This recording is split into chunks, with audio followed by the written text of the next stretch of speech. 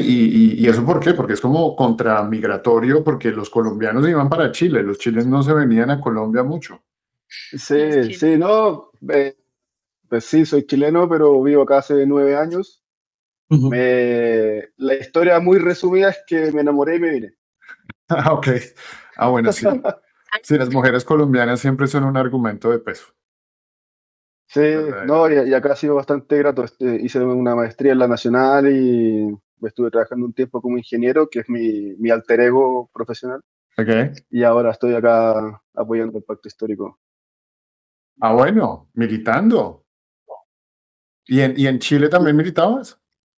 En Chile, de hecho, milito formalmente en el Frente Amplio y acá en Colombia, por temas de no ser ciudadano, no milito oficialmente, pero en la práctica claramente hago parte de lo que me llamen a poder ayudar.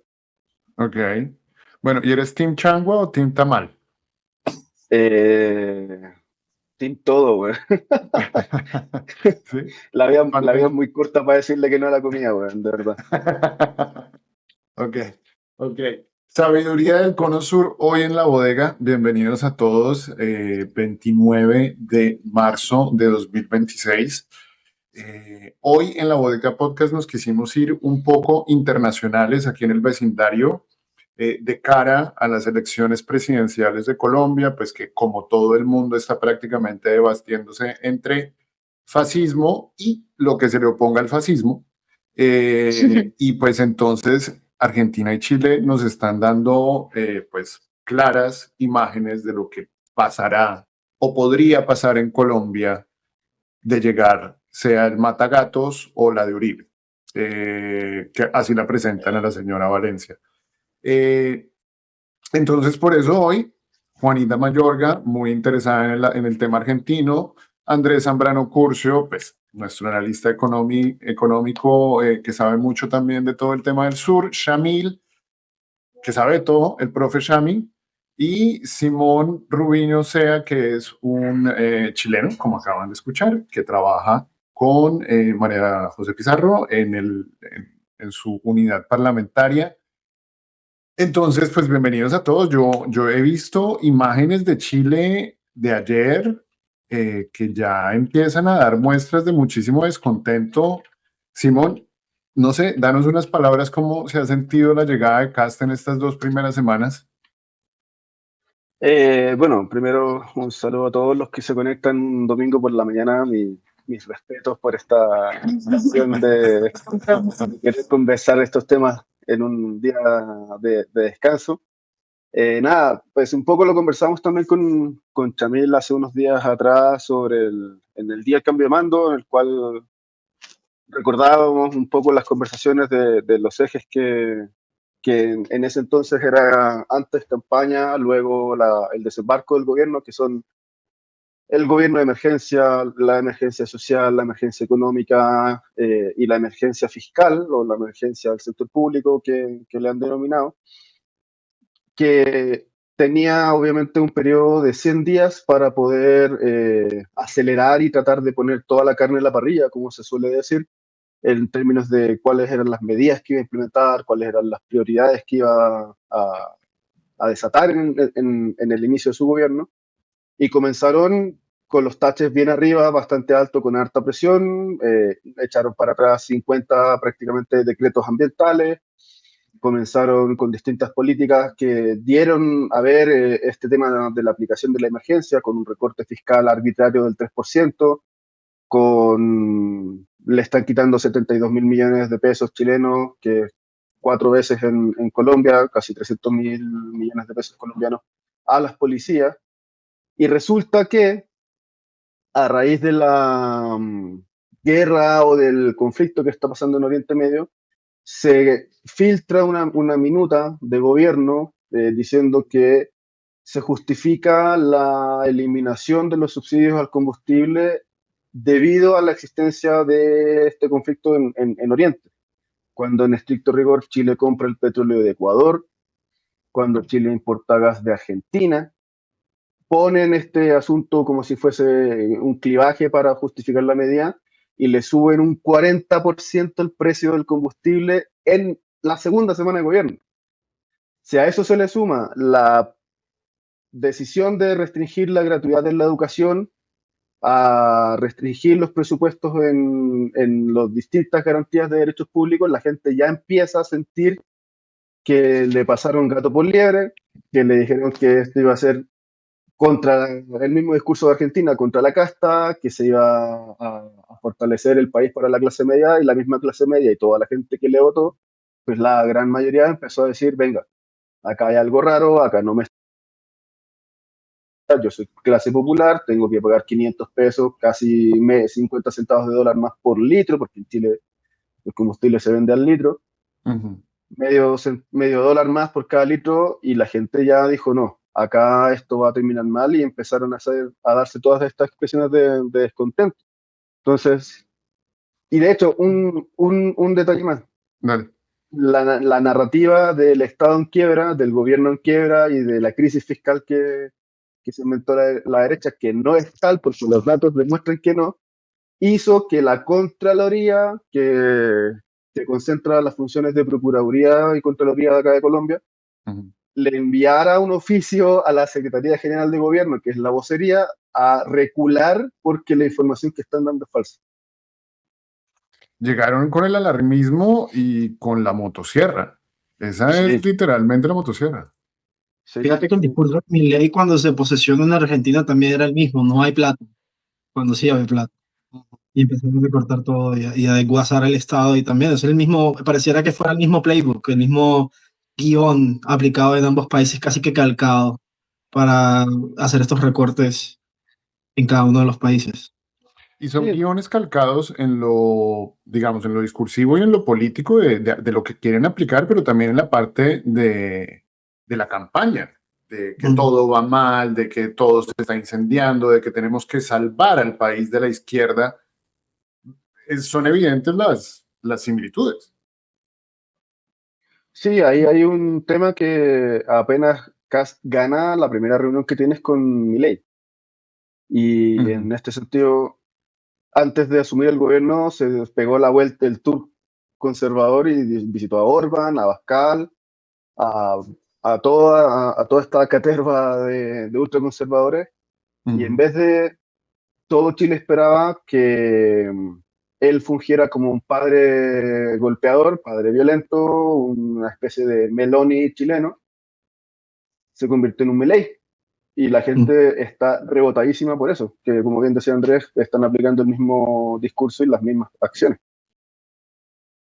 Sí. Y ayer salieron ya a Además protestar en que, Chile.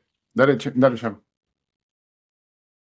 no, además que están diciendo que Kass hizo lo mismo que Gustavo Petro con los combustibles, cuando pues no es igual, ¿sí? O sea, una cosa es que tú lo subas de manera incremental durante casi año y medio prácticamente, entendiendo que eso es un golpe duro pues para los que consumen combustibles y otra cosa es que tú lo subas de un día para otro un 40%, o sea, algo similar hicieron en Venezuela en los 90 y eso fue el Caracazo, entonces eso no es como que puedan hacer puedan comparar una cosa con la otra y decir Petro es igual a Kass, porque no es lo mismo, no se dan las mismas circunstancias, no responde a la misma situación. El uno está dando la excusa de Irán, el otro tenía que responder a una deuda gigantesca que le dejó el gobierno anterior. Exacto. Entonces, El Fondo de Estabilización de Combustibles, que parece que mucha gente no leyó esa parte, ¿no? Ujú. Por ahí hay un influencer que dice que es exactamente lo mismo y tiene muchos likes. Explica bien eso, Shami, para la gente que no entiende lo del Fondo de Estabilización de los Combustibles y por qué se diferencia con Chile, o Curcio, o Juanita. Juanita. Es que creo que se me congeló la cámara, no sé si me están Sí, viendo, si me escuchan. Sí, está pero te ves bien. congelada. Ay, no sé qué está pasando. No sé si está el internet. Pero bueno, si ahí me escuchan, igual puedo ir hablando si les Sí, parece. dale, dale. No, pues digamos, el tema del Fondo de Estabilización de los Combustibles del FEPEC es que el gobierno decide un subsidio, ¿no? Para contrarrestar las subidas y las caídas de los precios del combustible.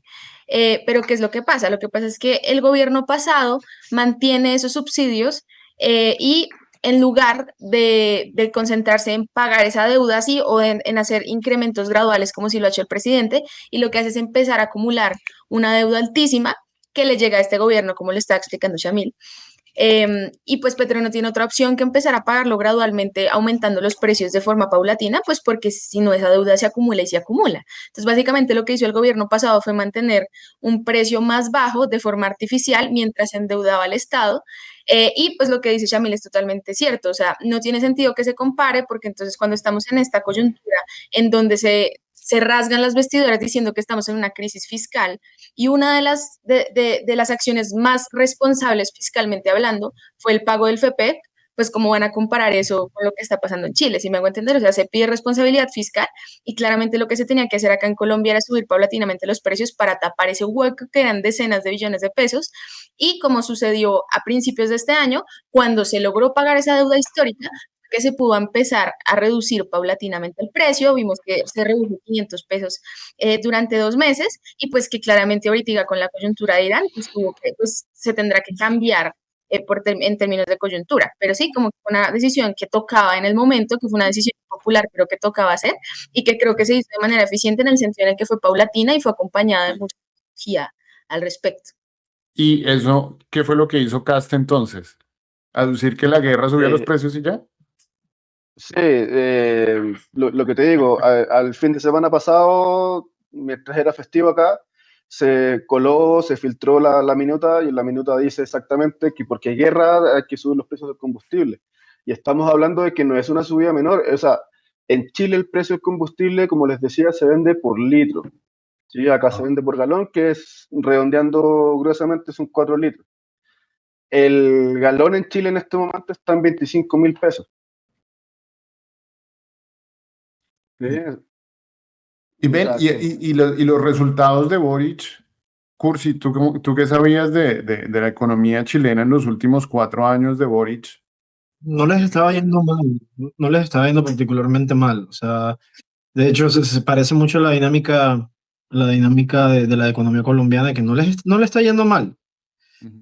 Que también se vende como un relato de catástrofe económica, de que se va a espantar a la inversión extranjera, y en cierta medida uno puede ser poco crítico con el gobierno de Boric en el sentido de que no supieron comunicar bien los logros de la administración, y no supieron como atender esas ansiedades económicas y dejar que se manifestara como esta narrativa del pánico económico que están tratando de poner en Colombia, pero que no se está viendo.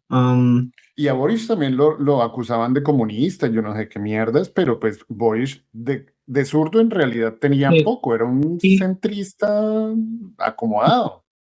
y en buena medida, fíjate que estos argumentos de la derecha con respecto a estas políticas de austeridad suelen tener un fundamento moral, porque no se basan en la realidad, se basan en la idea o en este relato del hogar despilfarrador, de que se está gastando mucho más, que el Estado es como una casa y entonces se está gastando mucho más y que por lo tanto esta situación es insostenible. Primero que todo, el Estado no es como una casa, porque yo en mi propia casa no puedo emitir mi propia moneda, no puedo hacer dólares de Andrés y pagármelos a mí mismo. No, o sea, no funciona así la economía. Em, y segundo que todo, pues está todo el tema de que el tema valoran el ahorro como un bien en sí mismo, cuando el ahorro es algo que permite la inversión, y la inversión es lo que realmente importa para desarrollar un país.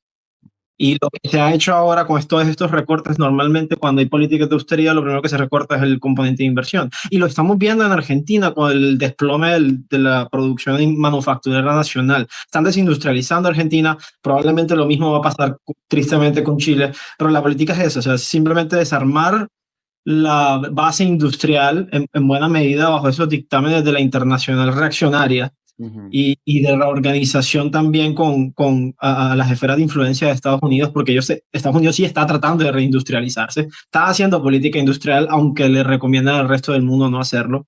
Y muy recientemente, de hecho, el Banco Mundial y el Fondo Monetario Internacional reconocieron que esa recomendación de no hacer política industrial, sino de liberalizar y todo este tema de política neoliberal que Milei tan entusiastamente estaba aplicando, se equivocaron. Dijeron, ups, los últimos 40 años de recomendación de política económica neoliberal, ¿saben qué? Eso no está bien. Lo chévere es hacer política industrial. Y pues Entonces, también como que se desarma ese argumento de que esto es un tema de ajuste técnico, no es un ajuste técnico, es un ajuste 100% político. Y hay autores que lo han estudiado en un libro que me encanta mucho, El orden del capital de Clara Matei, y muestran de que realmente el objetivo de estas políticas de austeridad no es arreglar la economía, porque la economía no va mal. El objetivo es aplastar ciertos sectores políticos. Ese es el objetivo final. Aumentar el desempleo en Argentina está disparado, la gente está comiendo de la basura. Y en cierta medida darle más poder a los dueños del capital. En gran medida es eso, disciplinar el trabajo, disciplinar las demandas de las personas más humildes de la economía para que cuando estén en un estado de desesperación por la carencia material sea más fácil imponerle cosas. Porque Es Chile sigue siendo la, digamos, la colonia, el baluarte del neoliberalismo en América Latina. Chile, Así es. Boric no se Sí. alejó de ese camino. Dale, Simón. Sí, es que ahí un poco para matizar la Simón, situación ¿puedes de Boric, subirle un poquito al micrófono o quizás eso? ¿se escucha mejor ahí? Eso, así mejor. Me parece que para matizar un poco la situación de Boric es que igual desmontar el neoliberalismo como era la expectativa del 2019 en 4 años con un gobierno que no tenía Congreso, que no tenía mayorías y que perdió el poder simbólico en los primeros 100 días, claramente iba a ser mucho más difícil que poderlo hacer como se esperaba. Y pasa que viene toda esta construcción narrativa, estas comunidades del pánico, estas internacionales reaccionarias, como mencionaba Andrés, que instalan narrativamente la sensación de crisis, la sensación de inseguridad, la sensación de que el país está cayendo a pedazos, como era lo que venían diciendo las derechas, cuando en estricto rigor se vivió la misma curva económica que acá en Colombia. Se normalizó la fluctuación del crecimiento, se controló la inflación, la inversión extranjera directa llegó a máximos históricos en Chile, se estaba por consolidar a Chile como un hub tecnológico gracias a la conexión con China, también reconociendo que en Chile existe la flota de buses eléctricos más grande fuera de China.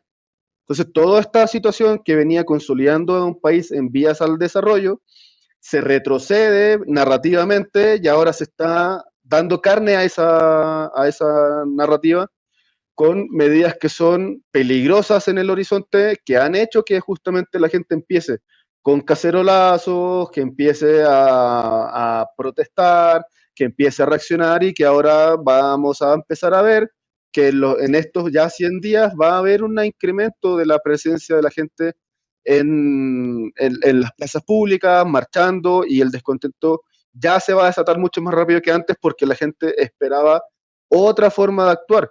La principal acción que se esperaba era que se controlaran asuntos de seguridad más que los económicos, porque la urgencia era un tema más de inseguridad que en tema de prosperidad, porque el aumento del salario mínimo, también a niveles históricos y tal. Pero estamos viendo que incluso le están recortando la plata a la fuerza pública, ¿sí? Entonces, si lo vemos en un proceso histórico, si lo vemos en el gran horizonte, pues Chile está a profundizarlo.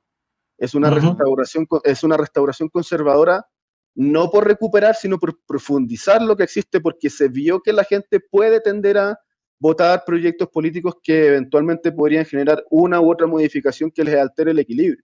Sí, exactamente, sí. Y el propósito de la agenda es ese, es un propósito político. Si la persona está en la total precariedad y mi preocupación es cómo voy a sobrevivir, yo no tengo tiempo para pensar de política, yo no tengo tiempo para informarme de política, yo solo voy a votar por las personas que me digan, me den el pan, me den la teja de zinc, me den lo mínimo, ¿sabes? Y en cierta medida ese es el objetivo central, aplastar a los sindicatos, aplastar a los sectores estudiantiles, aplastar a cualquier tipo de sector que pueda generar resistencia, y la forma de hacerlo es sumirlos en la más absoluta precariedad.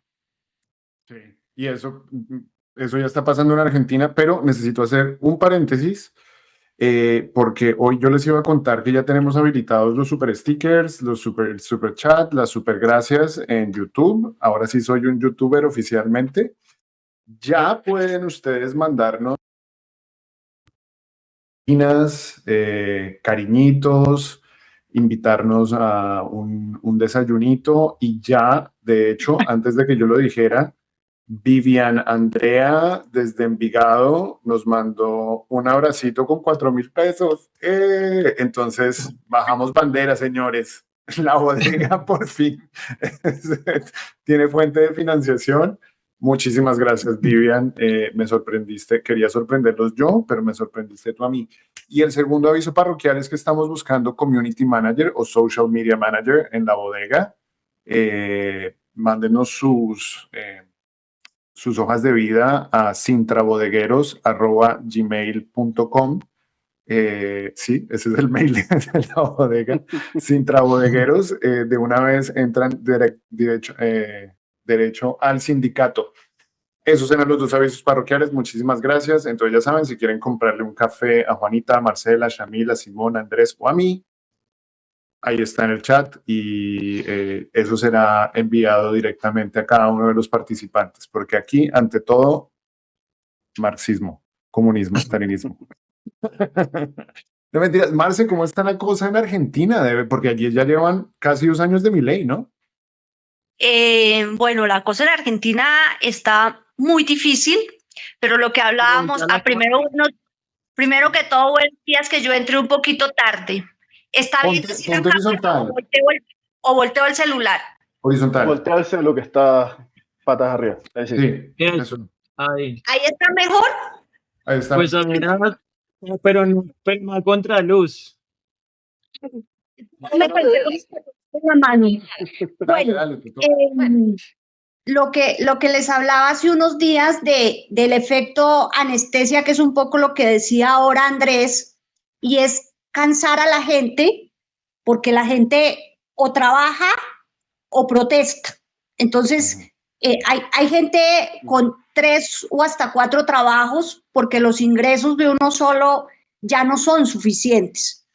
Lo que las noticias, por ejemplo, en Colombia no muestran es que la gente en Argentina está comiendo de la basura, que el nivel de indigencia ha aumentado increíblemente en los últimos 3 años, y eso no lo muestran porque, claro, el libertario afín a las derechas del mundo y quienes tienen los relatos mediáticos y el poder mediático, pues son los grandes empresarios, entonces pues no les conviene. Pero es una realidad muy triste, sobre todo que la gente esté terminando por acostumbrarse a eso, a que no hay otra opción, tengo que trabajar, a que me tengo que dedicar a producir, a que no tengo tiempo para pelear, a que me llena el hartazgo y yo no voy a salir a votar en unas próximas elecciones.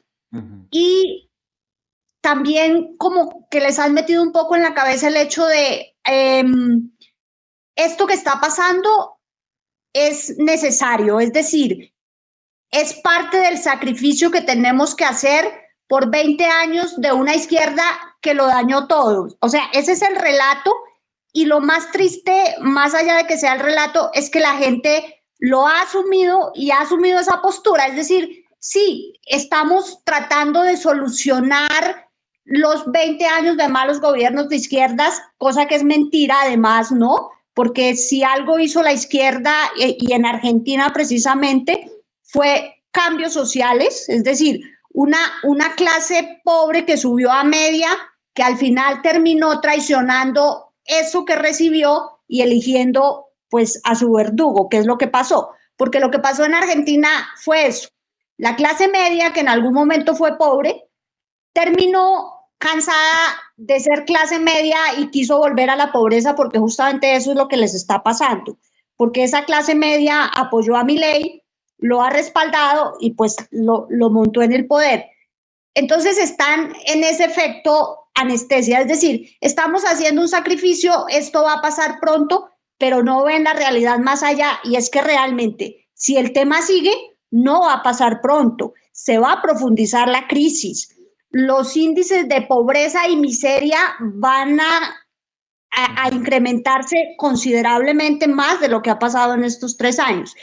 Y el problema también es de una izquierda desorganizada, es decir, Argentina tiene unas figuras de izquierda importantes, pero están como fragmentadas. Es decir, la figura más importante de la izquierda es Cristina, es innegable el nivel de aceptación y cariño que tiene el pueblo argentino por Cristina, pero sí me parece que la izquierda debe empezar a formarse más allá de Cristina, pues porque Cristina evidentemente sí es una mujer que todavía tiene un liderazgo, pero básicamente por su edad pues ya está de salida.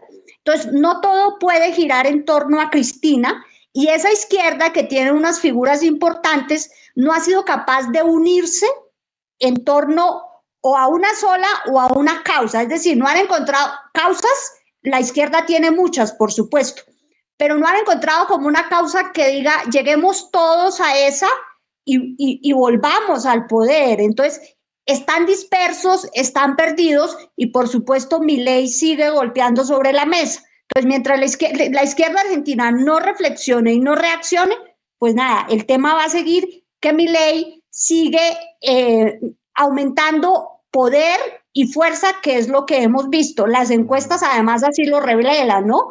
Milei sigue creciendo, Milei sigue teniendo un enorme respaldo de la población, a pesar de las marchas, a pesar de los cacerolazos, pues no ha pasado nada más allá de eso. Entonces, muy triste. Dale, de todos modos.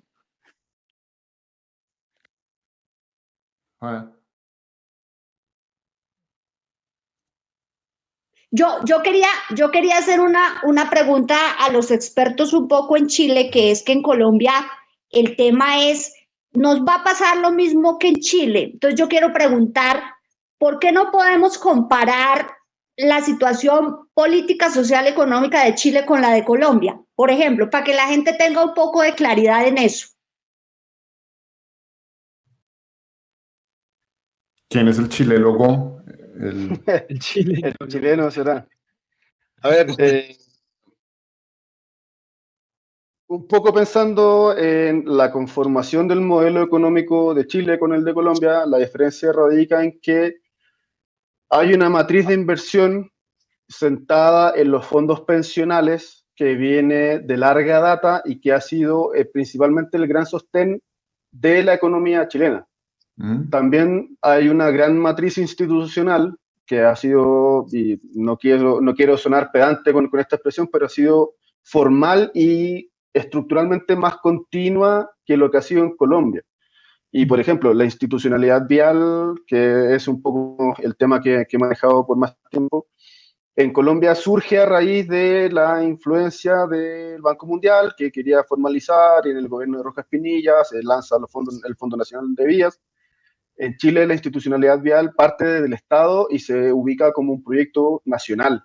No hay una fragmentación departamental. Entonces, al tener un Estado unitario que procura que las políticas públicas sean para todo el Estado, tienes una matriz productiva, no industrial, sino que productiva para el movimiento de mercancías, para el flujo de capitales, para recibir la inversión, que es unificado y que permite justamente que las empresas lleguen a poder hacer la explotación de los commodities, de los servicios, de la infraestructura, que también se basa en una privatización intensa, menos asistida, que, dando la formalidad del Estado que mencionaba recién, hace que los inversores se mantengan.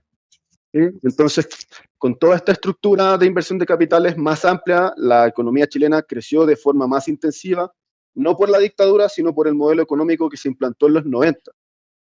¿Sí? Y todo no ha habido una gran redistribución de riqueza en el país, lo que ha habido es un gran acceso a la deuda, y hoy día más del 80% de la población chilena está endeudada.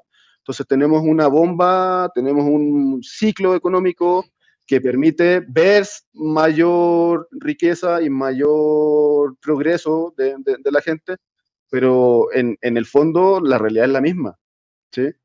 Sino que acá en Colombia las estructuras de inversión se han venido a formalizar y a desplegar de forma más intensiva desde hace 10 años con el acuerdo de paz, que hubo como un poquito de mayor democratización en términos del flujo de capitales. Ok, Shami, Juanita, ¿quieres preguntar? Dale, Juanita. Bueno.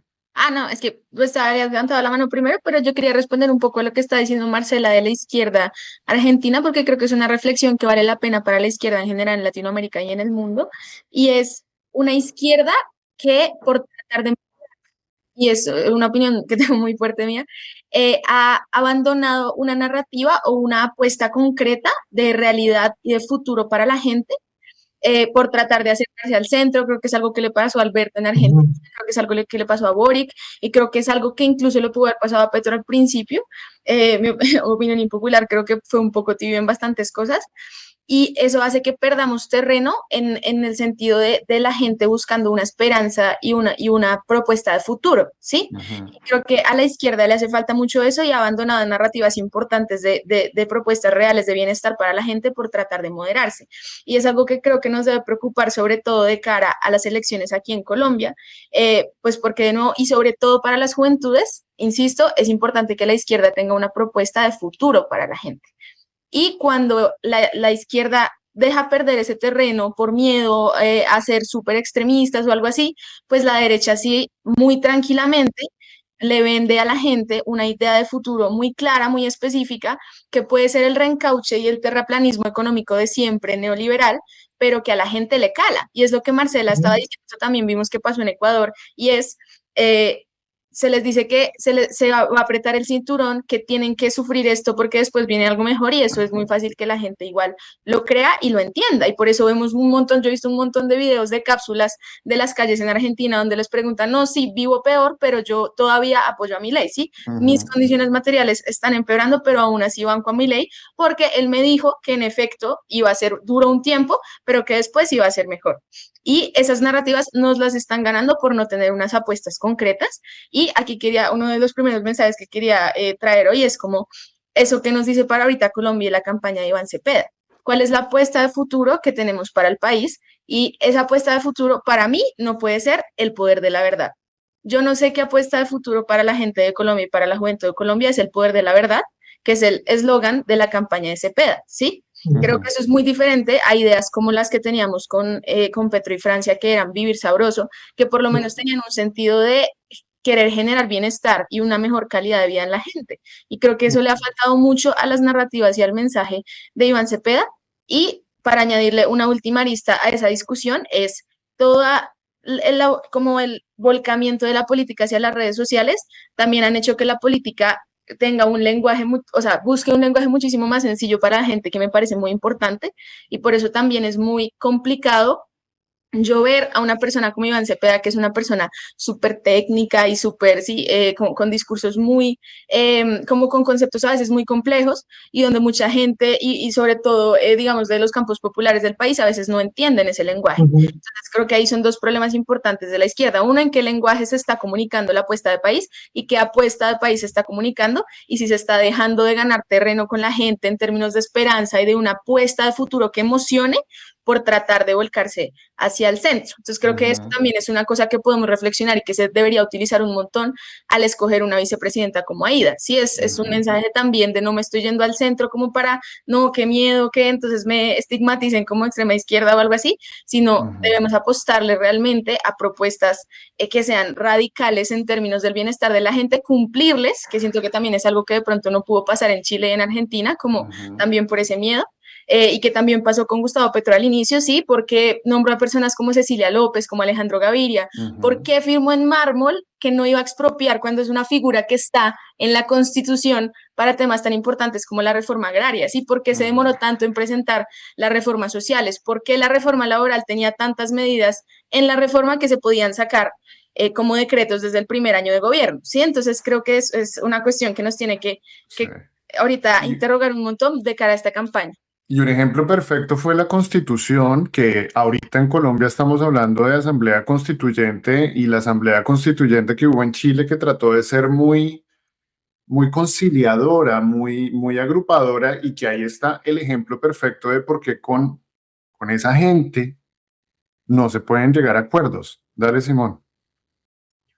Sí, la visión desde Chile es un poco distinta, porque los procesos constituyentes, el primero responde a un fervor no atendido por el aparato público, que termina tratando de institucionalizar el descontento a través del proceso constituyente, pero que las mayorías de izquierda pensaron que el haber ganado de forma tan contundente era la superación del antagonista. Y ese error les hizo generar una constitución que no se condijo con la mayoría de la opinión pública, era bastante identitaria, era bastante muy progresista. Podemos estar de acuerdo con los contenidos, probablemente en la mayoría, pero para un marco constitucional había muchos elementos que eran de ley, que debían ser tratados posteriormente, pero con la intención de garantizar el blindaje de distintos elementos que sabíamos que después iban a pasar a ser diluidos, se incluyeron en la Constitución, pero ¿qué pasó? Que eso dio pie a que la manipulación que hizo la derecha en campaña fuese mucho más fácil de hacer llegar a la gente. Pero muchas huevas. Y luego, inversamente, cuando la derecha gana el segundo proceso constituyente, que es la derecha republicana, que es la que hoy está en el gobierno, pasa lo mismo, pero al revés. Pensaron que por haber ganado el proceso constituyente podían hacer una constitución que superara al sujeto antagónico, y la gente se la rechazó de vuelta, porque dijo, no, ni mierda, o sea, realmente no queremos ni para allá ni para acá. Queremos una constitución que ampare los derechos ni cargados a la agenda individualista extrema, tampoco que sean cargados a la agenda privatizadora extremista ultraliberal, que era lo que querían hacer con la Constitución republicana. Entonces, para hacer esa precisión, porque hay que desmitificar un poco ese asunto. Y hay otras cosas que quiero decir, pero primero que hable Chamil y luego retomo la palabra. Gracias por aclararme eso, Shami. Bueno, primero para hacerle caso a nuestra productora, la gente que está en Twitter, síganos en La Bodega Podcast en YouTube y comenten por favor y denle like y compartan esta conversación. Segundo, esta semana muchas voces tecnócratas y de derecha han insistido compartiendo las imágenes de Chile, que eso es lo que va a pasar si llega a ganar Abelardo de la Espriella o Paloma Valencia, que supuestamente van a volver a salir a las calles esos mamertos que huelen feo y van a, mejor dicho, a destrozarlo todo, y que eso es lo que nos espera.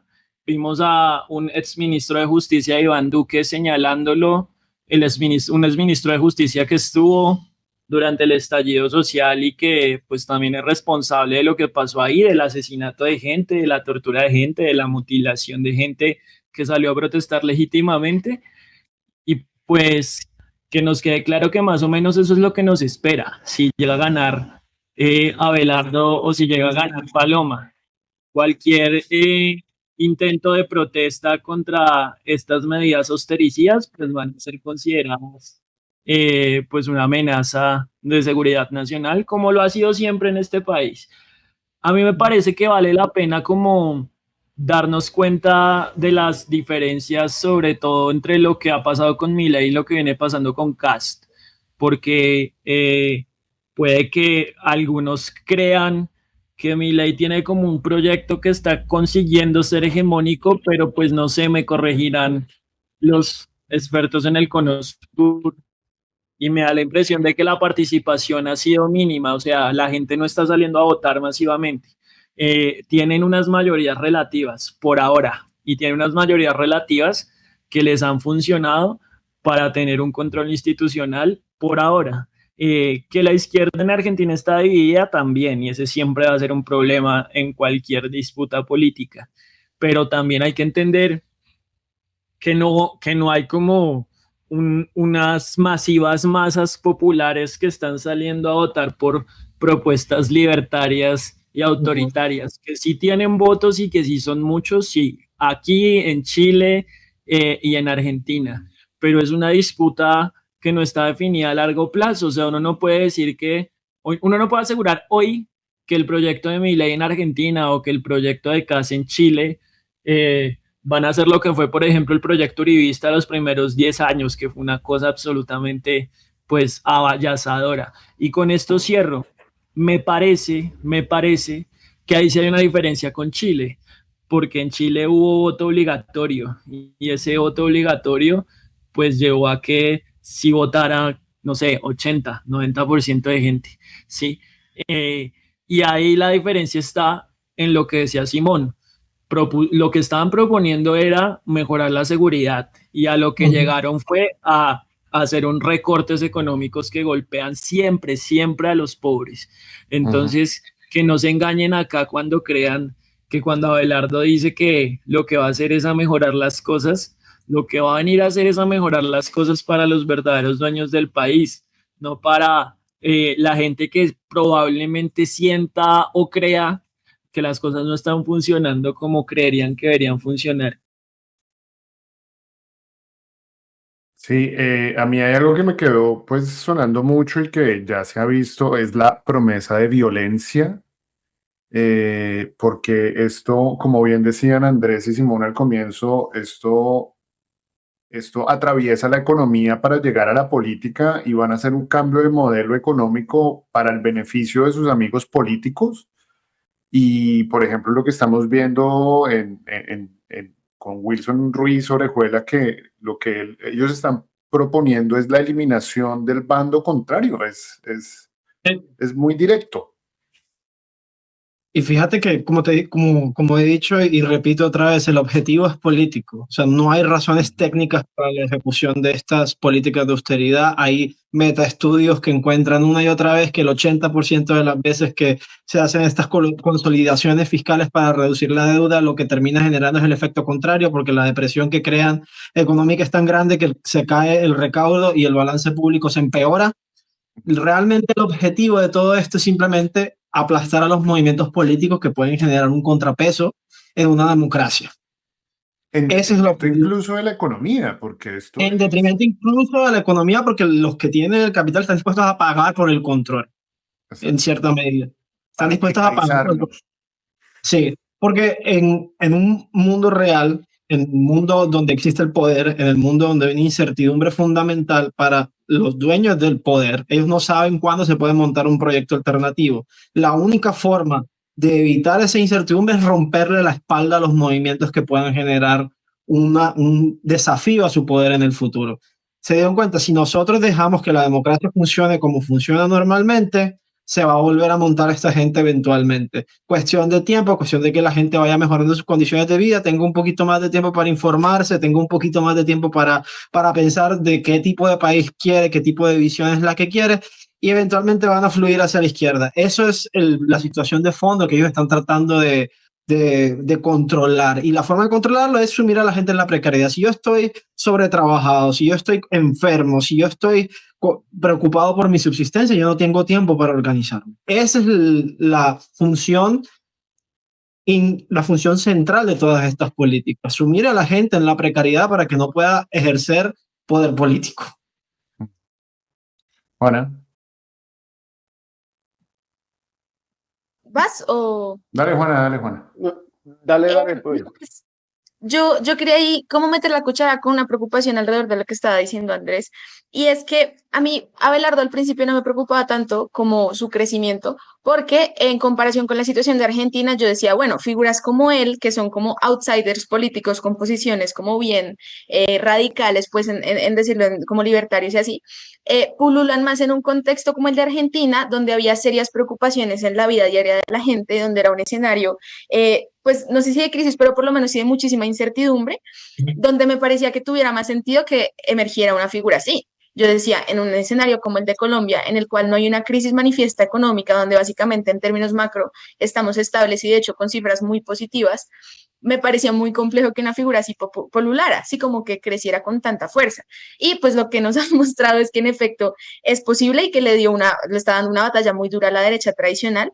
Y creo que eso también nos muestra como lo que hemos estado hablando acá es las narrativas, los medios de comunicación, todo eso gana un montón de terreno, incluso a veces por encima de la realidad material de la gente. De nuevo, ejemplos en Argentina, o sea, la narrativa pesa más que lo que la gente está viendo en carne propia.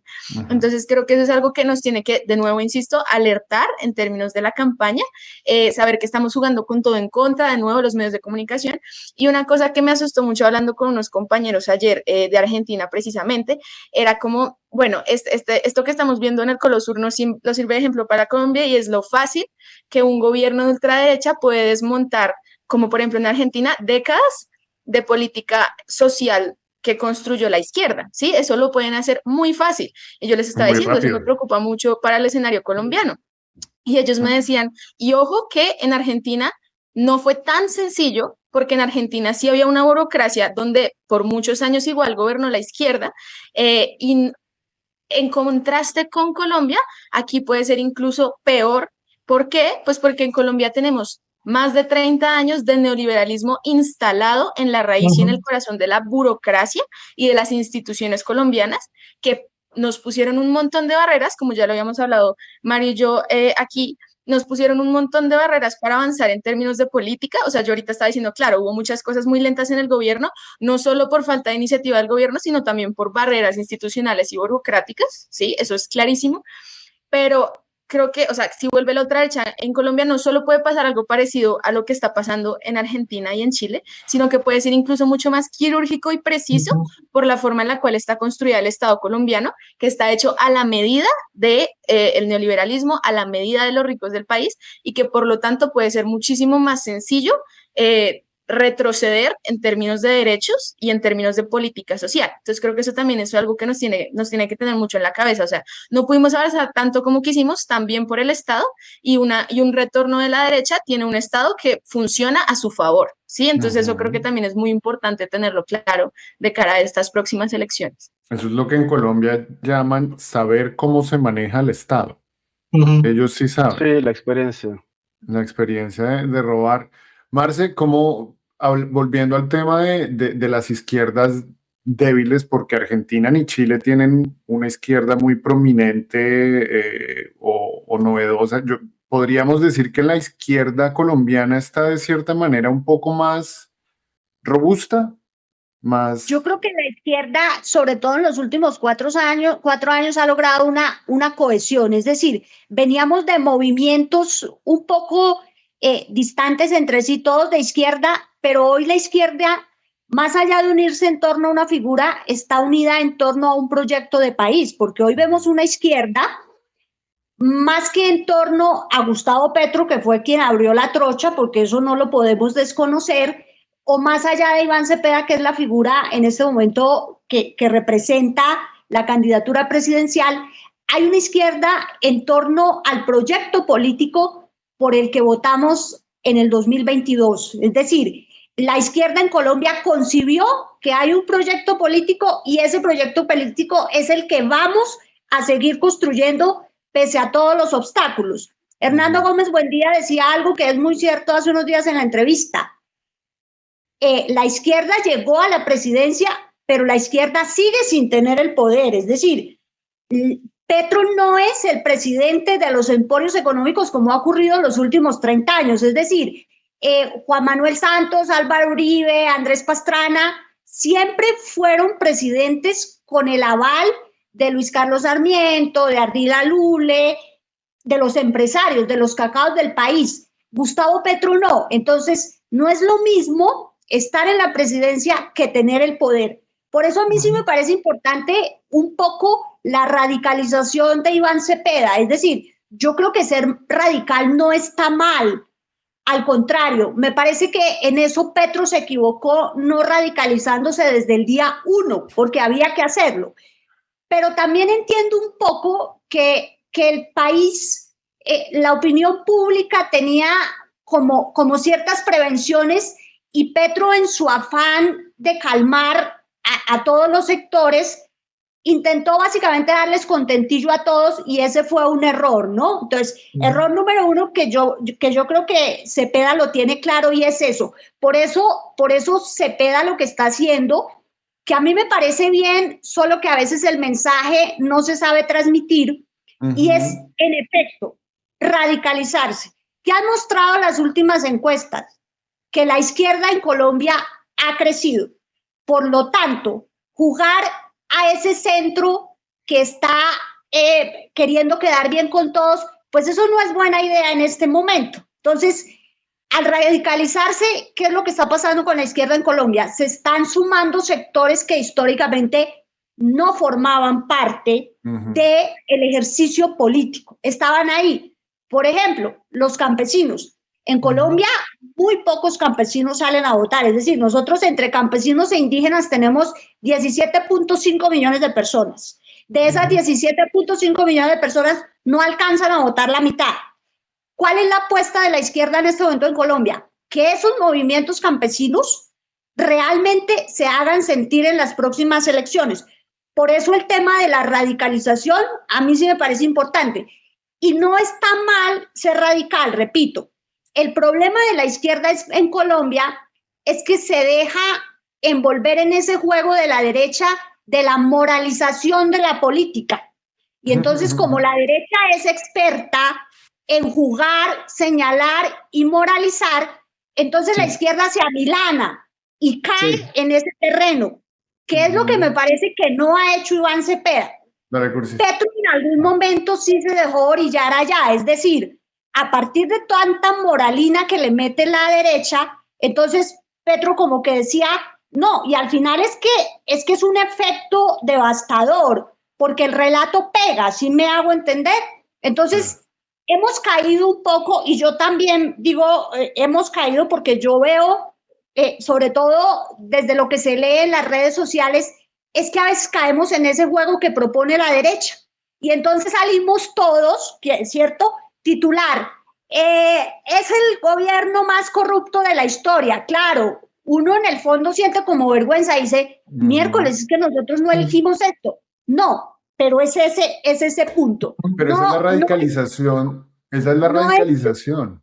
Exacto, no es que este sea el gobierno más corrupto de la historia, es que el golpe mediático a este gobierno ha sido voraz, monstruoso, entonces todo lo magnifican, ¿cierto? O sea, a mí nadie me puede decir que este es el peor gobierno de la historia cuando la mayoría de funcionarios del gobierno de Álvaro Uribe están o presos o escondidos en algún lugar del mundo porque no han dado la cara para responder por actos realmente graves, homicidios, masacres, ¿cierto? Entonces, ahí caemos en ese juego de comparar y realmente, aunque el gobierno de Petro ha cometido muchos errores, claro que sí, no son comparables con los delitos de la derecha.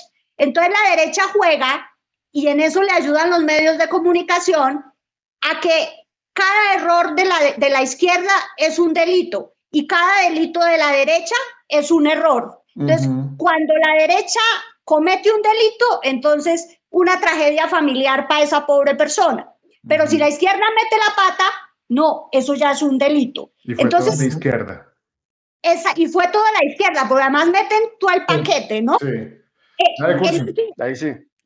Y en ese discurso de, es que aplauden como focas, es que van detrás del líder, ¿no? Entonces, a la gente le tiene que quedar claro que la crítica es válida, pero que nosotros, como militantes de la izquierda, no podemos plegarnos a ese eco mediático que todos los días busca cascarle al presidente Petro.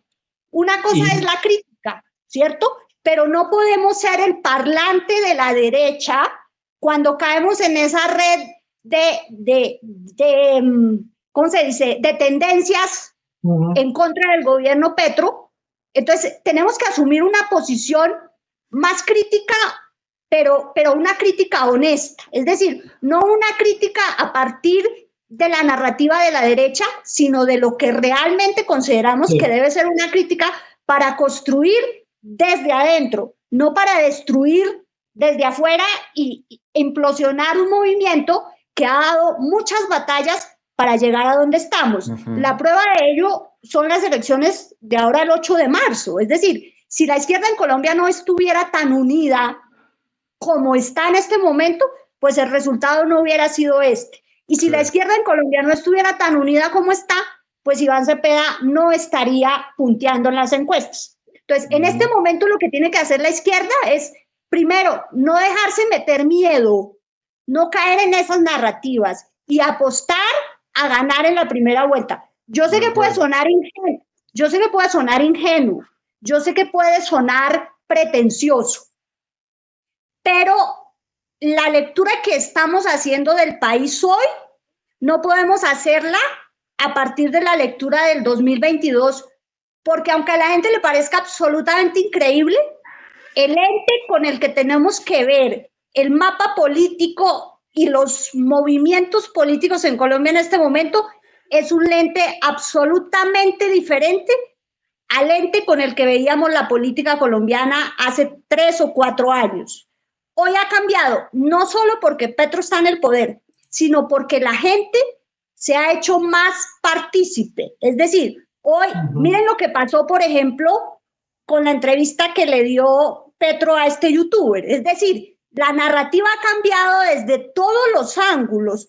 El poder ya no está, el poder mediático ya no está concentrado en los grandes medios. Claro de eso. Hoy llegamos a nuevas audiencias a través de nuevos espacios y a eso tiene que seguir apostando la izquierda. Lo que decía Juanita hace un rato de la campaña de Cepeda, que no le gusta un poco el mensaje y el eslogan, seguramente Juanita tiene razón, porque a la gente le gusta como sentirse identificada con algo. Entonces, por ejemplo, ahí es un lugar donde estamos perdiendo, y es que la derecha nos ha robado el derecho a la revolución. Ellos son los que están diciendo que traen el cambio, ellos son los que prácticamente están construyendo todo este marco mental donde la izquierda es la culpable de prácticamente todo, y ellos sí se dan el derecho de ser radicales y revolucionarios, y nosotros vamos con el poder del amor y el poder de la verdad, que no transmite mucho. Dale, Curso. Yo creo que hay varias cosas que dijo Marcela y que ha dicho Juanita que son también bastante importantes. El primero que todo es este tema de correrse para el centro como estrategia electoral es una sentencia de muerte. Tú lo ves en todos los países europeos, por ejemplo, cuyos partidos de izquierda se han corrido disque al centro, tú ves caídas en sus proporciones de votantes, porque realmente los votos están en la gente que no vota, como mencionó Marcela correctamente. Realmente el enemigo electoral de la izquierda es la abstención, y para eso hay que hacer algo que dijo Juanita, que es que hay que articular una visión. La gente se traga la mierda de Milei porque Milei les está vendiendo una visión del país a la cual ellos suscriben y que le da sentido a la mierda que le están pasando. Si nosotros no somos capaces de otorgar un relato a las personas, de decir, oye, tú estás haciendo parte de un proyecto de país que va más allá de ti, que lo que tú estás viviendo, todo lo que está pasando en este momento, tus acciones sirven para algo, porque realmente a estos relatos moralizantes de la derecha, esa es la piquiña a la cual atienden estos relatos, esa sensación de querer generar sentido. Por eso la derecha, discursos moralizantes, da sentido a esas demandas sociales y dice, no, es que esto me está pasando porque es que hay una gente que es mejor que yo y esos sí tienen derecho a vivir bien y yo tengo que vivir mal para que la sociedad esté en armonía. Ese es el relato de la derecha, y es que mi sacrificio, si yo me sacrifico lo suficiente y si me esfuerzo lo suficiente, yo voy a dejar de ser pobre un día porque el mundo es correcto y este sistema que tenemos es correcto y es moralmente justificado, y por lo tanto yo tengo que agachar mi cabecita y seguir trabajándole y eventualmente esas cosas llegarán. Eso no va a suceder nunca, pero es un relato que a las personas les aplica un bálsamo para poder sobrevivir y superar las cosas del día a día que el modelo de manera injusta les está aplicando. Entonces, necesitamos coordinar una visión de país coherente a la cual las personas de abajo se puedan sumar. Oye, estamos construyendo esto. Lo estamos construyendo de una manera independiente y no lo estamos negociando con las personas del centro que realmente no quieren ese tipo de visión. Y por eso se dan los relatos morales. Y de vuelta a lo que decía Marcela, tenemos que irnos a las cuestiones materiales, a las cuestiones de cómo le estamos beneficiando a la vida de la gente. En el tema de relatos nunca vamos a poder competir con la derecha, porque ellos ya se saben todo. Ellos tienen 500 años de manual de cómo apelar a los sentimientos morales de las personas de una manera que les cuelan la rasquiñita en el momento y después salen a votar y ¡ay, Dios mío, qué tragedia! Y con Kast ya se está desplomando la popularidad precisamente por eso, porque venden un argumento moral, y aunque esa es su fortaleza, también es su debilidad, porque como no tiene un fundamento material, eventualmente la gente se da cuenta y se cansa. Pero para poder evitar eso, necesitan aplastar a los movimientos que ofrezcan una alternativa. Nosotros tenemos el momento histórico y la responsabilidad que acarrea ese momento histórico para construir una visión de país y comunicarla de una manera efectiva, como decía Juanita, comunicarla de una manera que el campesino, que el indígena se pueda afirmar, hey, esta es la Colombia que estamos construyendo, la Colombia que nosotros queremos, la Colombia para donde van las cosas y tenemos que seguir apoyándola porque esto no lo vamos a construir en 4 años, ni en 8, ni es un proyecto de generaciones. Y eso es lo que tenemos que solidificar en este periodo. Y eso es lo que hace falta. No es simplemente un tema de moralidad, de que vamos a hacer las cosas bien, porque ahí le estamos cayendo el juego a la gente del centro. Que la gente del centro es que si nuestro sistema funciona bien, porque ese es el relato mágico del centro, nuestro sistema funciona bien, pero lo que necesitamos es cambiar a las personas de arriba por arcángeles en pijama y todo va a funcionar bien. Pero no, la gente que está arriba es una mierda porque el sistema es una mierda y escoge a esas personas para que la representen. Entonces tenemos que transformar el sistema y tenemos que dar una visión de cómo vamos a transformar. Oye, esto es lo que vamos a hacer, esto es lo que vamos a mejorar. Por eso a Mandani en Nueva York le está yendo tan bien, porque está diciendo, hey, esta es la visión de Nueva York que tengo, estas son las cosas que voy a hacer, estas cosas son las cosas que estoy haciendo. Acciones concretas, hey, te estoy mejorando la vida de esta manera, hey, te estoy llenando los huecos de las calles, hey, te estoy solucionando el tema de la nieve con los barrenderos de las nieves. Eso es lo que hace falta, ese tipo de articular una visión y no solo articular la visión para que las personas emocionalmente se sumen, sino también dar acciones concretas. Hey, esto te lo prometí, te lo cumplí. Hey, esta cosa que te generaba un problema, ya te lo quité. Y así. Dale, Simón, ¿querías intervenir? Sí, vale, gracias. Lo primero es que está toda la barra de Chamil conectada. Sí. Bueno, no, Lo cual mentiras. es Si me bastante bueno. permites hacer un poquito el paréntesis de pauta, invitar a todo el Vale. mundo, a los que están en Twitter, que pasen a YouTube para que puedan escribir sus mensajes y podamos leer sus mensajes y podamos comentarlos. Por ejemplo, aquí Viviana Andrea nos dice que ella cree que muchos se dieron cuenta que con Petro existía la izquierda en Colombia y que somos de izquierda. Petro le dio visibilidad a la izquierda y le perdimos el miedo a hablar frente a la derecha. Y eso me parece que es uno de los cambios más grandes que hay en Colombia. Y Marcela Montoya lo reitera diciendo que Sabaneta es una zona uribista. Saludos a todos en Sabaneta. Y no me da miedo decir que soy de izquierda y que apoyo este proyecto. Se han generado debates interesantes con la gente y muchos están cambiando el chip. Eso es cambio. Hablar, subir el nivel del debate es cambio. Hablar más de política es cambio. Interesarse por los temas de profundidad, eso es cambio. Y eso es indudable que ha pasado en estos 4 años. Y el otro aviso es que ya tenemos super chat y super sticker. Si nos quieren mandar un cariñito, invitarle un café a Chamil, a Simón, a Juanito, a Marcela, bienvenidos. Ahí todos pueden enviarnos. Dale, Simón. Vale, sí, ahora sí, para retomar lo que iba a intervenir. Andrés mencionaba antes que las reformas buscan diluir el sujeto social, y eso es cierto.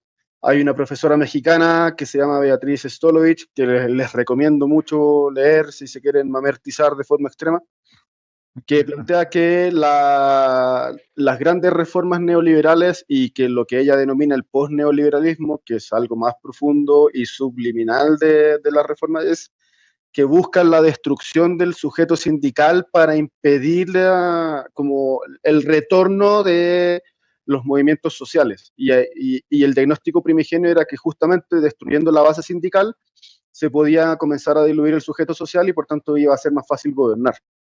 Ahora, un poco hablando de lo que mencionaba Marcela hace un rato atrás, y es que la izquierda en Argentina está partida, la izquierda en Chile está partida, y eventualmente eso también va a pasar acá en Colombia, ¿sí? No quiero ser agorero pesimista, pero toda escoba nueva barre mejor. Colombia afortunadamente tuvo un proceso de desestigmatización de la izquierda que le ha permitido surgir y llenar todos los huecos que la derecha nunca pudo entrar, para hacer que la izquierda justamente sea un movimiento hegemónico que esperemos que no sea episódico ni temporal, sino que se convierta en un actor trascendental en la historia. Pero tiene que tener en el horizonte que un poco lo que se ha venido mencionando, y es que la idea de que la izquierda sea el paladín y la defensora de la democracia no basta y no significa nada. O sea, que el proyecto político del progresismo y de las izquierdas en Colombia sean defender la democracia, eso es todo y nada a la vez, porque así mismo lo está diciendo la derecha acá en Colombia, así mismo lo ha dicho la derecha, así lo dijo Kast en Chile para llegar a defender la democracia de la debacle marxista, y así pasa en distintas partes. Entonces, ponernos a hablar justamente de la defensa de este significante vacío no es suficiente. Ya lo mencionó Andrés, ya lo mencionó Marcela.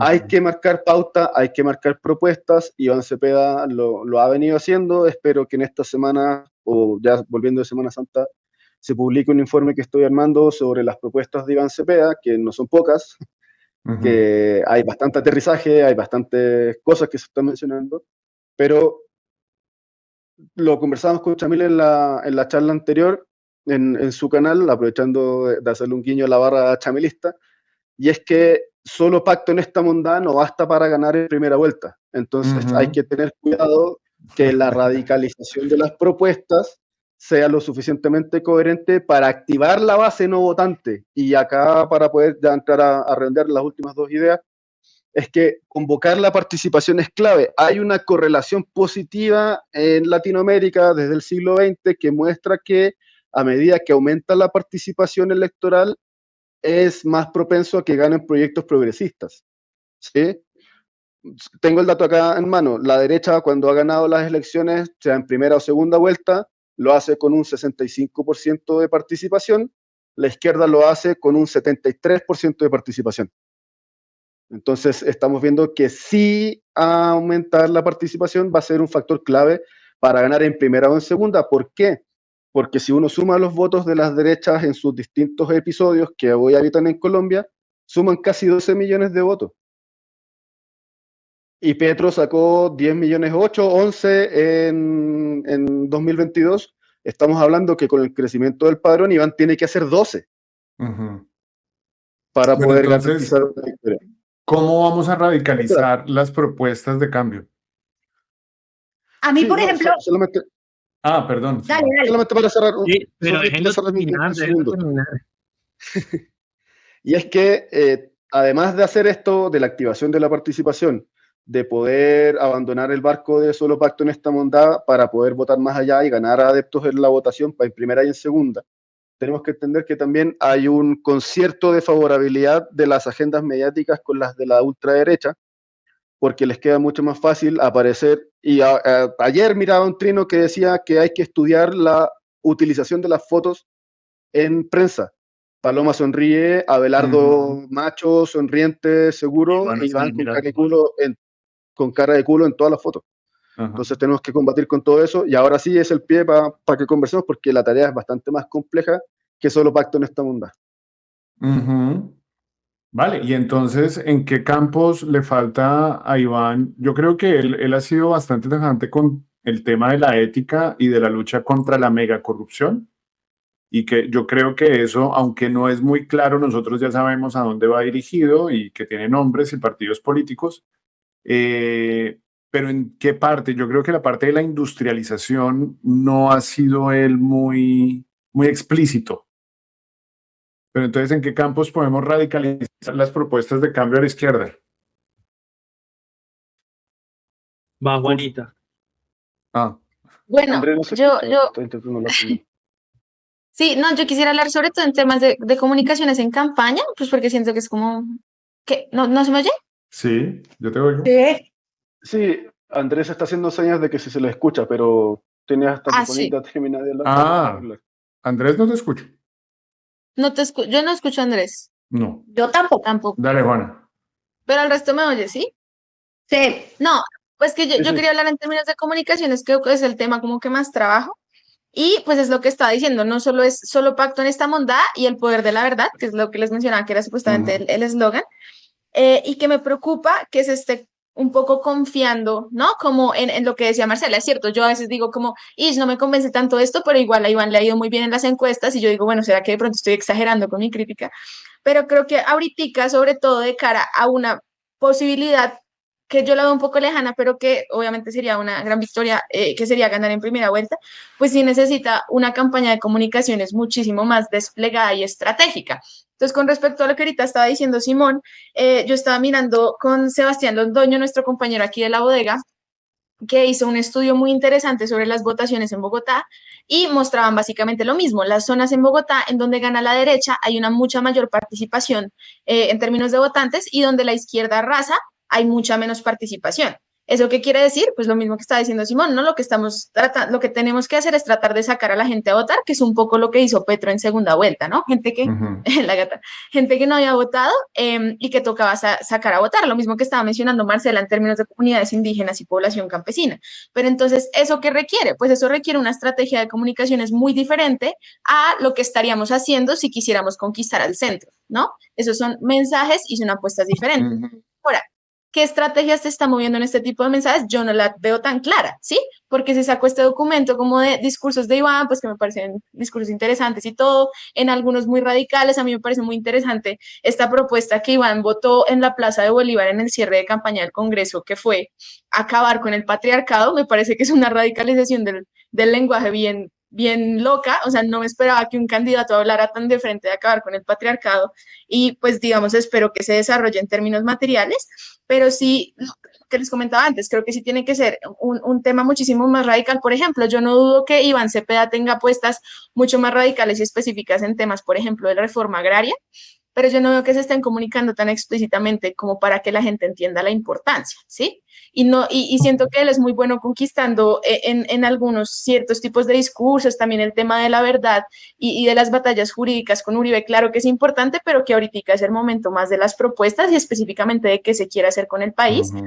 Y una cosa que me parece importante en términos de gobiernos de continuismo de proyecto político es también tener la capacidad de desmarcarse de las cosas que no queremos que continúen y ser muy explícitas en eso, ¿sí? O sea, se tiene que continuar en todo lo bueno, pero de pronto hay cosas que no se tienen que continuar y eso creo que tiene que hacerse explícito para también poder romper con la idea de que es simplemente Petro 2 y no un gobierno que es de continuismo de un proyecto político, pero no del proyecto de una persona.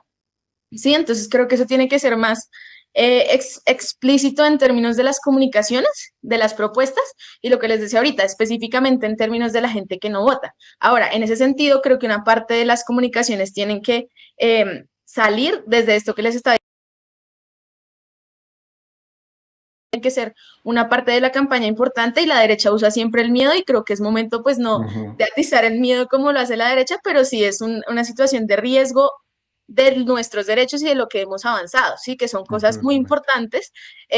Entonces creo que eso es importante en términos de radicalización del mensaje de campaña, sí. O sea, de verdad tenemos muchas cosas en riesgo, no solo lo que avanzamos con el gobierno Petro, sino otras cosas.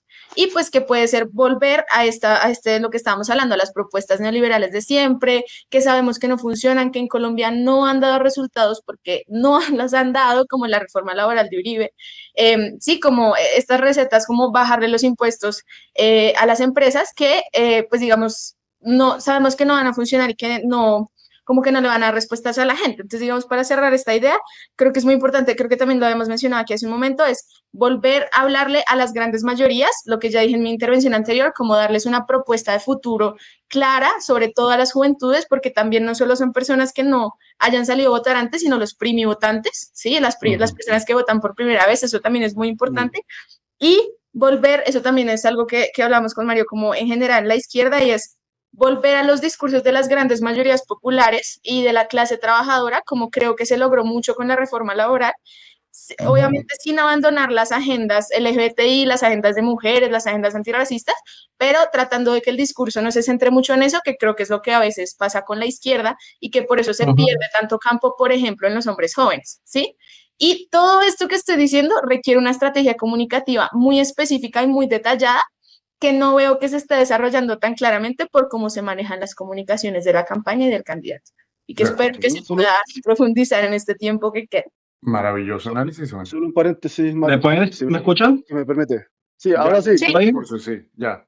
Mira, un Claro, paréntesis, porque estaba teniendo problemas de conexión. Creo que también pasa por la radicalización pasa por dos cosas y volviendo a los temas de Juanita, creo que es fundamental este tema de las condiciones materiales de la gente, cómo le mejoramos la vida a las personas.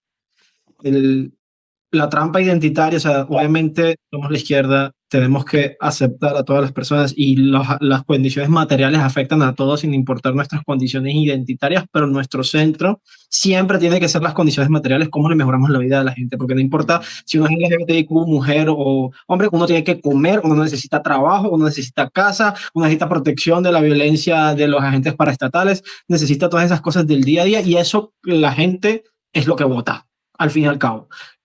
más allá de todo, todas las agencias, las agendas identitarias que son nobles y necesarias, y que el tema, por ejemplo, del machismo del pacto histórico es un lunar enorme y es una mancha gigantesca y es algo que tenemos que abordar y que tenemos que eliminar y que tenemos que sacar de raíz del pacto histórico, a pesar de que hemos sido el movimiento que más ha avanzado en ese tema, porque por el único movimiento en Colombia con listas paritarias, por ejemplo. Aparte de eso, entonces, ¿qué necesitamos para las condiciones materiales de la persona? Una estructura y una estrategia industrial. Ya, o sea, necesitamos una estrategia para el siglo XXI.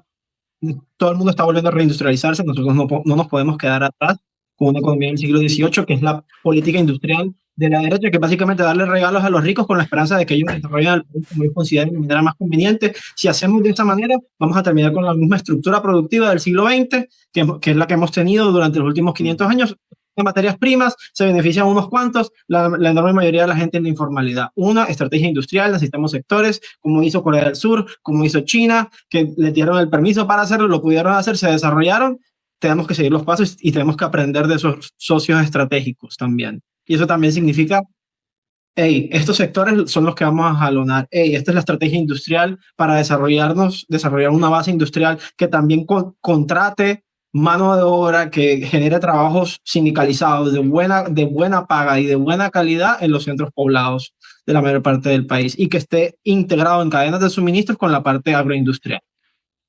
Esa es la estrategia que hay que articular. No nos podemos quedar simplemente en la parte, ok, hay que hacer una reforma agraria porque tenemos que pasar del siglo XVIII al siglo XX, pero tenemos que ir más allá. Y la visión del país tiene que ser una modernización del país, una Colombia del siglo XXI. Una Colombia que llegue, porque ahorita no estamos ni en el siglo XVIII en temas agrarios. Un Gini y una desigualdad de tierras del punto 90 es una cosa absurda, es una cosa inviable, y eso también tenemos que venderle, y eso es lo que se le puede vender al votante de centro, y el hecho, una sociedad, la tercera sociedad más desigual del planeta, no es viable desde el punto de vista político, desde el punto de vista democrático, sin aplicar grandes cantidades de violencia para mantener la estructura social. Ese es el argumento conservador a favor de atacar a la desigualdad. Mientras nosotros seamos el tercer país más desigual del mundo, vamos a tener problemas de narcotráfico, vamos a tener problemas de inseguridad, porque si la gente trabaja y si toma 11 generaciones salir de la pobreza, pues la gente se va a meter al crimen y al narcotráfico. Es que no hay opción, no hay opción. Y la gente le tiene que decir, oye, no podemos hablar de cambio incremental cuando la situación está así, hermano, porque es que es el tercer país más desigual del planeta, donde la gente se muere, la gente se está muriendo de esto, y ni siquiera es que faltan los recursos, hay recursos con qué, pero están atrapados en usos improductivos, en latifundios improductivos. Hay que atacar la desigualdad y hay que vender el ataque de la desigualdad como un tema sistémico y central, para que la gente diga, ok, cuando baja la desigualdad se estabiliza esta estructura social. Entonces la gente de abajo sabe que su vida mejora. La gente del medio sabe que se estabiliza la estructura social, de que ya vamos a tener los mismos problemas de inseguridad y de violencia. Y la gente de arriba, pues, se ve forzada a ceder porque ya todos los demás, todos los que están, el 80% de la población de abajo, pues ya está montada en el bus. De acuerdo. Y en ese sentido hay que radicalizar, hay que ser muy radical con el tema de la desigualdad. No, y lo tenemos que vender que la realidad actual, el status quo, ya es extremo. Y no podemos hablar de medidas, de que vamos a hacer medidas incrementales. Parce, uno puede hacer eso en Alemania, cuando el Gini es de 0,40. En un país donde es casi 0,60, que es el tercer más alto del planeta, uno no puede hablar de medias tintas. Uno tiene que hacer un plan de choque para bajar la desigualdad de un plan de política industrial para generar empleos de calidad, no flexibilizando como hizo Milei en Argentina, que no funcionó, por cierto, y la informalidad se disparó y el desempleo se disparó, e hicieron todas las recetas. No, y nadie lo está mencionando en nuestra tecnocracia colombiana, sino que lo vamos a aplicar y vamos a sugerir medidas inconstitucionales como cortar el 40% del presupuesto, que por constitución no se puede hacer, entonces, para aplastar a los sectores políticos que no nos gustan. Y el poder adquisitivo en Argentina se fue al piso al tal punto que ya la gente duda en comer carne. Sí. Es brutal. Simón, ¿tú querías añadir algo? Sí, no, solamente era un paréntesis a raíz de lo que mencionaba Juanita y con lo que abría Andrés. Y es que es poner una pregunta, es como, ¿qué es más radical? ¿Bombardear campesinos o garantizar comida a la gente? Sí, y lo que nosotros estamos buscando es justamente hacer una garantía de derechos que en ningún sentido es radical. O sea, Noruega no es radical, la Unión Europea no es radical, Los países que ya dejaron de ser en vías y se ubican en una condición material mejor no son radicales porque le garantizan derechos a la gente. Quienes realmente se radicalizaron y corrieron el cerco de la política es la derecha. Entonces, por eso yo decía hace un rato atrás que no tenemos que ser paladines de la democracia, porque eso es a lo que nos quieren llevar, a defender lo instituido. Y no tocar lo que está existiendo porque tenemos miedo a que llegue la derecha a barrer. ¿A barrer con qué, hermano? Si el Estado en Colombia es de este porte. ¿Sí? Lo que está haciendo ahora Gustavo Petro es recuperar justamente garantías que son normales en cualquier otro país excepto acá. Sí. Y eso era el paréntesis que quería hacer, que radical ¿quién? ¿Radical por qué? ¿Un abogado de paramilitares o una víctima del conflicto armado? ¿Quién es más radical? Sí, de acuerdo. Y los cambios que se lograron que fueron sustanciales, porque el aumento del salario mínimo, no se puede decir radical, pero fue sustancial, hay que defenderlo radicalmente. Y yo creo que hay muy poca gente que en realidad votaría contra el aumento del poder adquisitivo en Colombia. Marce, ¿cómo la ves tú los últimos, como lo que puede aprender entonces la gente en Colombia de lo que ya está pasando en Argentina y Chile? Bueno, lo que puede aprender Colombia es que lo más importante y que acababa de hablar Simón es la comida sobre la mesa, básicamente, número uno.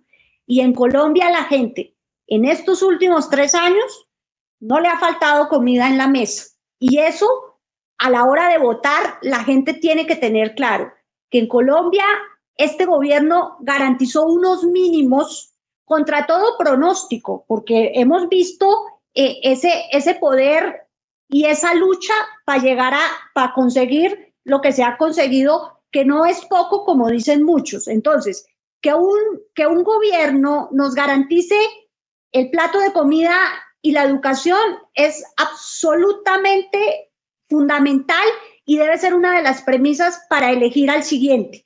A mí me parece, con respecto a lo que decía Juanita, que claro, hay un tema de comunicaciones un poco ahí que a muchos nos choca, pero sí me parece que es claro lo que ha pasado. Es decir, la apuesta de Iván Cepeda es profundizar los cambios que inició el gobierno de Gustavo Petro.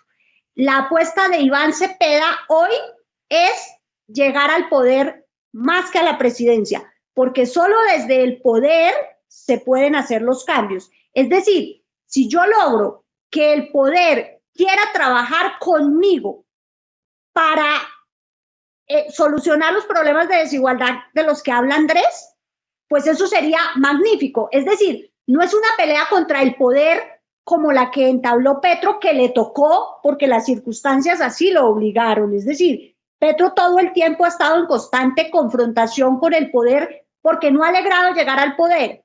A mí me parece que a Iván Cepeda le va a quedar mucho más fácil sentarse con el poder y construir con el poder desde el poder. Y eso la gente lo tiene que tener claro, que podemos construir un país entre todos, que los poderosos que han manejado el poder los últimos 30 años son capaces de hacerlo desde un trabajo mancomunado y desde el hecho de darse cuenta de que somos un país absolutamente desigual, que hay gente que lo pasa muy mal y que me parece que la invitación de la izquierda debe ser que la gente que tiene posibilidades y privilegios, porque a veces nos señalan de que es que odiamos a los privilegiados. Yo esta mañana escribía algo y es, nadie odia el privilegio, nadie odia a los privilegiados. Lo que queremos es invitarlos a que desde su privilegio volteen la empatía hacia los que no han tenido las mínimas posibilidades de sacar la cabeza porque viven ahogados en la miseria. Yo creo que, aparte de eso, Marcela, perdón la interrupción, el tema de tener privilegio te crea una responsabilidad por los que no lo tienes. Si tú se te da una posición especial, tú tienes una responsabilidad con la sociedad que te otorgó esa posición especial. Si yo estudio un doctorado, si yo hice un doctorado, mi responsabilidad es devolverle a la sociedad que me permitió llegar a donde estoy por las cosas que yo recibí. Perdón, continúa. No, exacto, eso está bien. Entonces es eso, que yo desde mis privilegios sea capaz de mirar para el otro lado y de entender que es que hay gente que no ha podido. ¿Cómo puedo contribuir yo desde mis privilegios?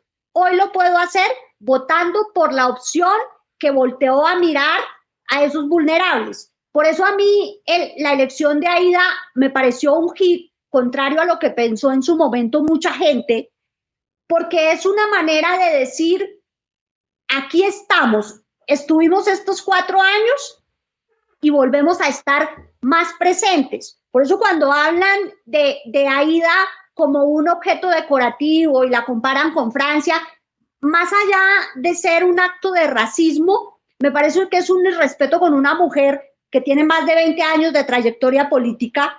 Claro, pero como la gente no sabe qué es la minga indígena o cómo es la gobernanza indígena, que es un grupo absolutamente organizado, capaz de construir y de llevar a cabo procesos organizativos sólidos, entonces les resulta incoherente que tengamos a una mujer con esas condiciones porque no vemos su capacidad, porque no entendemos. Y también es un poco el miedo, ¿no? Es decir, yo siento que la gente en Colombia se odia, es decir, ven a una mujer como Aida y lo que les aterra es verse en esa mujer, porque al final todos venimos de allá. Entonces, las señoras de la clase alta se maquillan, se ponen bonitas, se cambian las vestiduras, porque hay un miedo muy entronado y es a reconocer de dónde venimos todos. Colombia somos indígenas, campesinos, de allá venimos todos, y negar esa realidad es lo que obliga a mucha gente a no votar por esa opción, aunque esté de acuerdo. Ayer hablaba con una mujer justamente esa y me decía como, ¿yo qué voy a votar por una indígena? Pero además con un desprecio y un desdén que lo único que me señala es eso, es ese miedo a verse en ella y a reconocer que también es una mujer como ella, que seguramente su abuela y su mamá fueron ella, y se niegan. Entonces, por eso yo digo, la elección de Aida sí fue un hit absoluto. Me parece que ha sido una de las mejores mensajes que ha mandado la campaña de Iván Cepeda. Ahora, ¿cómo capitalizar eso a partir de saber comunicar, que es una falencia de la campaña de Cepeda, que no sé si es que se la heredó a Petro, porque Petro también ha sido un pésimo comunicador, que digamos que afortunadamente para su campaña anterior la gente se movió y convirtió eso en un... Cada ciudadano decidió hacer su propia campaña y eso se volvió un boom que motivó a muchos, que es lo que no hemos logrado en la campaña de Iván Cepeda, teniendo más recursos. Y no me refiero a los recursos económicos, me refiero a que esta campaña tiene más recursos porque ya hay unos logros de Petro.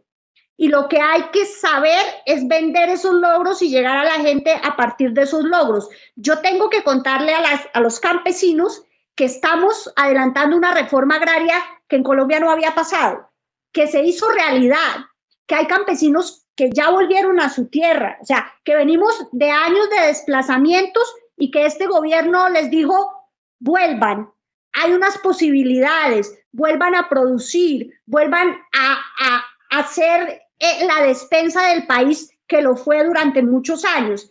Pero me parece que la campaña de Iván no ha sabido comunicar esos detallitos. Entonces, por ejemplo, la oposición se pega de una cosa que, claro, el país está sufriendo, que es el tema de la salud.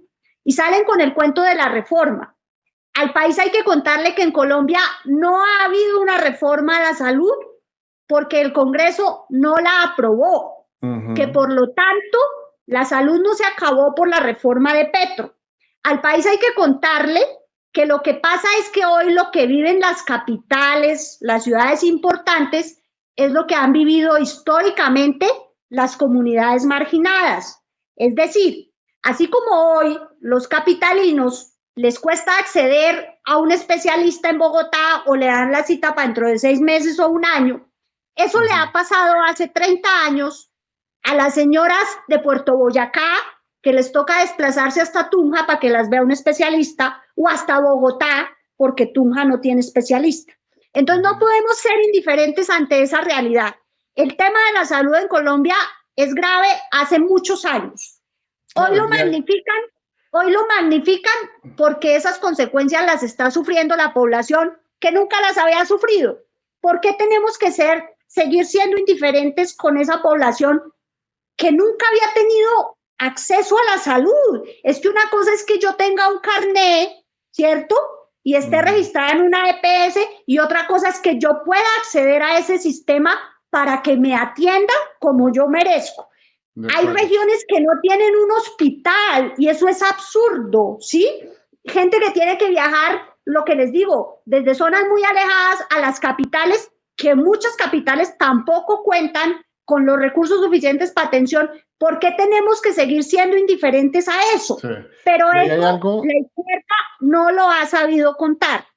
y ahí hay algo, y es que la prensa siempre insiste en que el problema de la salud provocado por la izquierda, el problema fiscal provocado por la izquierda, como si no hubiera habido una oposición que constante y sistemáticamente ha saboteado, ha obstaculizado, ha hecho hasta lo imposible por tumbar estas reformas, por ejemplo, todo el tema de las reformas tributarias y las leyes de financiamiento que nunca se le había tumbado a ningún otro presidente, pero a Petro sí, porque es de izquierda. Y ahí entonces te quiero botar una papa caliente, mi estimado Andrés Zambrano, o Juanita si decide tomar el reto, y es que Juanje nos pregunta si es cierto que el problema fiscal de Colombia es una bomba de tiempo o es solo propaganda de la derecha. Ok, vale. Colombia tiene una situación fiscal complicada, pero no es producto del gobierno Petro, sino es producto de la falta de recaudo y producto del tema de que mucho del gasto en Colombia está comprometido constitucionalmente para salud y educación, lo que deja muy poco presupuesto para gastarse en otras cosas. Y esto no comenzó con Petro, eso viene de la Constitución del 91. O sea, genuinamente no hemos recaudado lo suficiente, no se cobran los suficientes impuestos en Colombia para financiar ese gasto. Ahora, habiendo dicho eso, ¿cuál es la solución? ¿Cortar el gasto? No, no se puede cortar el gasto porque está constitucionalmente comprometido, no lo podemos cortar. ¿Qué han hecho la mayoría de los gobiernos anteriores? Endeudarse y pasarle la pelota caliente al siguiente gobierno. A este es el gobierno, el primer gobierno que le han dicho, ok, usted está endeudadísimo, es su culpa. Cuando venimos de 8 gobiernos consecutivos en los que hacían era endeudarse hasta más no poder para robarse la platilla y luego dejarle la papa caliente al gobierno actual. Eso es realmente lo que está sucediendo. ¿Hay una situación fiscal complicada? Sí, hay una situación fiscal complicada. Tenemos una regla fiscal que nos dice que no nos podemos endeudar y no podemos tener un déficit hasta cierto nivel del Producto Interno Bruto. También tenemos una situación especialmente complicada con esa regla fiscal porque no nos permite endeudarnos de la manera que deberíamos poder endeudarnos para financiar la inversión que el país necesita. Eso también es otro tema complicado.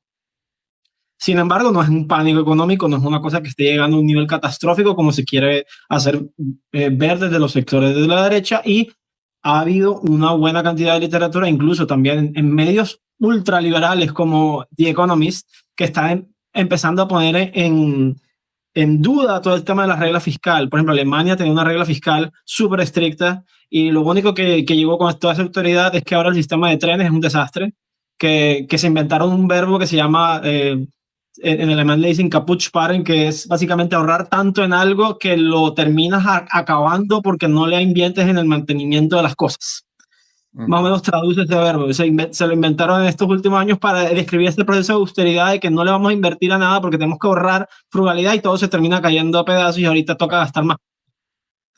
Entonces, el mismo aplicación a rajatabla de esas reglas de austeridad fiscal, cuando no permiten hacer las inversiones que el país necesita, pues terminan siendo un seppuku económico, es un suicidio económico, porque no te endeudas, porque no tienes suficiente recaudo, porque tu economía no crece lo suficiente, pero para que tu economía crezca tienes que endeudarte para hacer inversiones, pero no te puedes endeudar porque no creces, y entonces se vuelve un círculo vicioso y nos mantenemos ahí.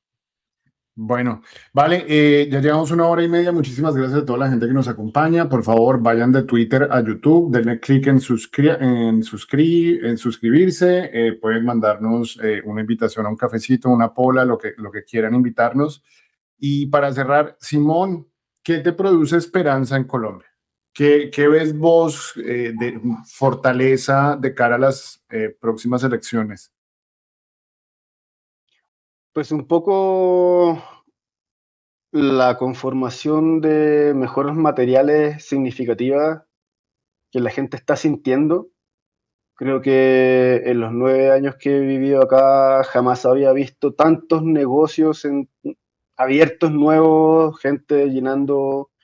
Yo vivo acá en el centro de Bogotá y todo el tiempo he visto gente, pero antes veía más turistas, ahora veo más gente colombiana habitando los espacios, consumiendo más. Y creo que esperaría que esta alegría, esta mejora de condiciones materiales de la gente permita poder construir y seguir avanzando en un segundo gobierno progresista para que realmente los pasos que se estén dando sean irreversibles y transformaciones tangibles de largo plazo. Hace unos años atrás conversaba con unos profes de la Nacho que me preguntaban algo parecido y que en esos momentos, cuando estaba toda la discusión del acuerdo de paz saliendo antes de la debacle de Duque, me preguntaba lo mismo, y es que precisamente la posibilidad de abrir la democracia a conocer otros espectros, a que otras fuerzas políticas puedan entrar a gobernar, pues obviamente es avanzar hacia la paz, y ese es el verdadero legado de paz, y creería que Colombia tiene todas las chances de seguir siendo un país maravilloso, tiene todas las posibilidades de seguir avanzando a ser potencia mundial de la vida, abandonar la matriz extractivista, tiene mucho potencial por delante, y creería y confiaría en que la gente pueda sentir eso y darse cuenta en estos 2 meses que quedan a la campaña de que realmente está en juego bastante, y que si no votan acorde a la continuidad que merece el país en este momento, el retroceso va a ser bastante, bastante duro. Creería que cerraría con eso. La gente tiene la posibilidad, sabe, conoce, y tiene que conocer más gente y sentirlo más todavía para seguir dando pasos hacia adelante en esta tierra tan linda que me ha acogido todos estos años y que espero seguir estando acá por mucho tiempo más. Bueno, Simón, pues muy invitado para quedarte. Quiero agradecerle a Juanje por su aporte económico en el super chat. Ya nos podemos comprar un six-pack, creo, para los 6. Bueno, Juani, ¿qué hacemos para que no nos pase lo que pasó en Argentina? No, pues yo creo pues que ha sido como una idea que he transmitido durante todo este programa, y es que creo que es necesario no solamente hacer una campaña que emocione, como estaba diciendo, sino en el momento en el que ganemos, porque estoy segura de que vamos a ganar, es cumplirle a la gente desde el día uno, sin tibiezas y sin tratar de ser tan cuidadoso, sin ser tan tímido. Y yo espero y confío que Cepeda tenga clara esa agenda en términos como estaban hablando en los comentarios, por lo menos de la reforma agraria, en términos de derechos laborales, en términos de justicia y paz. Y creo, sí, cumplirles desde el día uno, que siento que es lo que de pronto, o sea, Petro cumplió en muchas cosas, siento que pudo haberlo hecho más, y siento que de pronto en Argentina y en Chile no fue tan claro esa mejora que estábamos hablando ahorita en la calidad de la vida de la gente. Creo que ahorita en el gobierno Petro sí se pudo transmitir esa idea para muchas personas, como dice Marcela, de pronto hay logros específicos que habría mejores formas de comunicarlos, y que creo que ahorita en campaña se puede aprovechar, muchos logros que siento que la gente de pronto no ha visto, temas de la reforma laboral, incluso temas que yo creería que mucha más gente conocía y que he visto que no conocen tanto, por ejemplo, el decreto que le redujo los salarios a los congresistas, sí, como cosas que son muy importantes para la gente y que no se conocen. Eso se tiene que rescatar, la campaña de Cepeda tiene que rescatar mucho los logros del presidente Gustavo Petro, pero también ser claro en las propuestas y cumplirlas desde el día uno. Nada de timideces, y hacer las grandes transformaciones desde el año uno. No podemos esperar hasta los últimos años, y tenemos que aprovechar toda la experiencia que tuvimos estos 4 años de burocracia y de cargos públicos que no teníamos antes, para empezar pisando muy fuerte en el próximo gobierno. Shami, ¿tú crees que Iván Cepeda se aprendió que no hay que trabajar con el liberalismo centrista? No creo, porque ahí está Juan Fernando Cristo, pero ese no es el problema. Sinceramente, yo sí creo, y como agarrando lo que ha venido diciendo Juana, es que sí es importante ofrecer un proyecto de futuro. Y ofrecer un proyecto de futuro no puede ser única y exclusivamente vamos a seguir con las reformas y con el programa del gobierno Petro, y vamos a mejorar lo que hemos hecho mal. Y ofrecer un proyecto de futuro implica pues vender una idea, y vender una idea implica comunicar mejor, y implica comunicar también radicalidad. Ahorita estaban hablando, por ejemplo, de macrocorrupción y austeridad. Y comunicar radicalidad muchas veces, es decir, eso cómo se aterriza en lo concreto, porque suena muy bonito macrocorrupción y radicalidad y austeridad, pero eso, por ejemplo, ¿qué es? O sea, ¿dónde vamos a recortar los costos suntuarios del Estado? ¿A quiénes y por qué?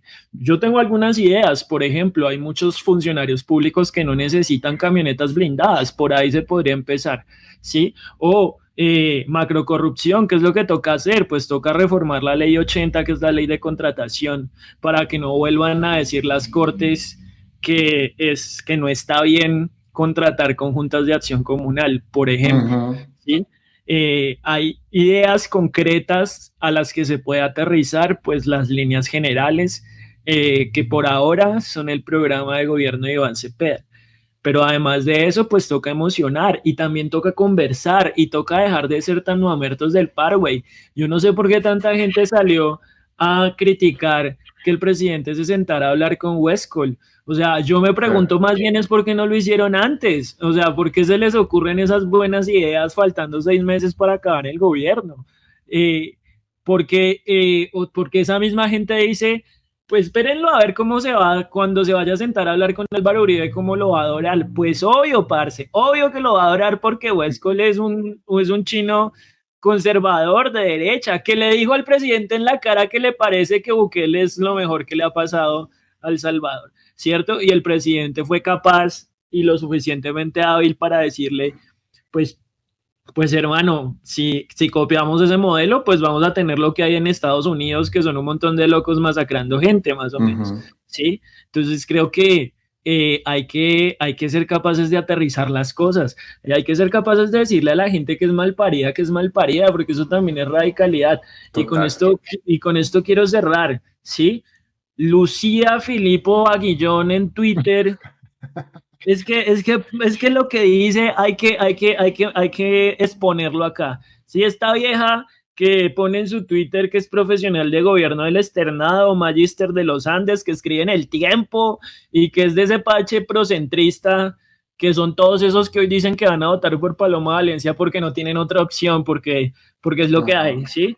Escribe, ha calado tanto el discurso de odio hacia el mérito y el esfuerzo prolongado que hoy en día estudiar en el exterior les parece un delito. Es de gomelos tener acceso a créditos para poder acceder a una maestría en el exterior y es aún peor preferir ir a Harvard, que es la mejor universidad del mundo, que la Universidad de San José. Muy desafortunada y qué desgracia la sociedad en la que nos estamos convirtiendo. Pues esta vieja, esta gomela malparida, pues obvio le parece terrible la sociedad en la que nos estamos convirtiendo, ¿cierto? Le parece terrible que le estén criticando a gente que pida plata en redes sociales para que se puedan ir a estudiar a Harvard, cuando esa misma gente es la que viene criticando que este gobierno haya ampliado los cupos de la universidad pública, que le haya metido a la infraestructura de la universidad pública, que crea, como creemos todos acá, que no está bien seguir subsidiando a las universidades privadas, que con lo que gastamos para que una sola persona estudie en los Andes, estudian 3, 4 en la universidad pública. Esa gente es la que dice que le parece terrible la sociedad en la que nos estamos convirtiendo. Sí, porque el odio de clases va de abajo para arriba, ¿no? Únicamente. Claro, porque entonces les parece muy bien ese discurso del mérito y el esfuerzo, porque en ese discurso pues solo algunos caben. Caben los que son capaces de acceder al crédito, caben son los que son capaces de venderse al sistema y quedan por fuera los 500,000 pelados que salen todos los años graduados del colegio en este país. Es que a lo bien son muy descarados. Y es ese discurso y es ese país el que estamos disputando y no lo tenemos ganado. Y ahora sí cierro, de verdad, lo prometo. Habían unos comentarios ahí de que pareciera que no estuviéramos viendo las plazas llenas de Iván Cepeda, y están muy bien las plazas llenas, pero no es suficiente. O sea, ganar en primera vuelta son 12 millones de votos. Por ahora, pues no los tenemos, pero tenemos un mes para tenerlos, para conseguirlos, y nos tenemos es que salir de nuestras cámaras de eco, porque que usted se meta a sus redes sociales y vea que todos son de izquierda no implica que el país sea de izquierda, porque no lo es. ¿Sí? Así que salgámonos de nuestras cámaras de eco y pongámonos a buscar esos votos todos los que estamos convencidos en los espacios donde sabemos que no hay gente convencida y que no va a votar. Claro, y si somos 6 o 7 millones seguros, tampoco ganamos. Necesitamos 4 o 5 millones más. Y para hablar de lo del clasismo, voy a decir como David Luna, periodicazo El Clasismo, weón. Y hablando de gomelos, Marce, ¿tú crees que si gana Iván Cepeda, a nosotros los gomelos de izquierda se nos van a acabar los privilegios? ¿El comunismo nos va a expropiar hasta las muelas? Yo creo que si algo demostró el gobierno de Petro es que los privilegiados siguieron siendo privilegiados, es decir, y eso lo muestra las enormes ganancias de los grandes emporios económicos, es decir, en Colombia no perdieron los que decían que iban a perder con un gobierno de Gustavo Petro, porque al final crecieron, mejoraron sus ingresos y siguen ubicados en el privilegio. Entonces, ese discurso de vamos a acabar con los ricos para todos volvernos pobres, que es la premisa que usa la derecha para acusar a la izquierda, pues no, ni caló ni funcionó. Porque lo que logró el gobierno de Petro fue mejorar las condiciones de vida de muchas personas, meterle plata a la gente y el país está bien. Es decir, no estamos en la debacle. A mí me prometieron que nos volveríamos como Venezuela y pues no nos hemos vuelto Venezuela. Ahora están acudiendo a Cuba y pues por supuesto ese discurso tampoco les va a funcionar. Entonces aquí nadie ha perdido privilegios. Lo que hay que hacer es ser solidarios desde los privilegios con quienes no han sido privilegiados nunca. Y eso es lo que deben hacer los gomelos de izquierda. Mirar desde la empatía, activar ese chipcito de la empatía contra esos que no han tenido las mismas posibilidades que han tenido ellos. Entonces, bienvenidos todos los gomelos que quieran que más gente, nadie les va a quitar su gomelería, nadie, y van a seguir siendo unos gomelos yuppies, tal vez insoportables, pero se volverán mejores personas si se vuelven un poquito empáticos y entienden que podemos entre todos mejorar las condiciones de vida de muchas personas. Ese es mi cierre. Bueno, listo, maravilloso. Pues yo creo que ya es tiempo de cerrar. Muchísimas gracias a todos los que nos acompañaron. A ver, volvió Cursis. Cursis, ¿quieres cerrar antes de que ya nos vayamos a almorzar? Pues creo que hay varias cosas. Creo que realmente el enemigo es la apatía. El enemigo es la persona que no está movilizada, que no está... que no tiene motivación para cambiar sus propias circunstancias, y realmente el trabajo es ese, es motivar a la gente a que salga a votar, motivar a la gente a que quiera cambiar sus circunstancias, generar esperanza y no desesperanza, y realmente el trabajo es ese, conseguir a la gente que ahorita está de pronto un poco desilusionada, de pronto un poco triste, de pronto un poco aburrida con la situación, y motivarlos a votar. Bueno, pues muchísimas gracias a todos, la gente que nos ha escuchado hasta este momento. Vayan a YouTube, síganos, denos corazoncito, dedito arriba. Muchísimas gracias, Curcio, muchísimas gracias, Juanita, Marcela, Simón. Por acá, bienvenido siempre.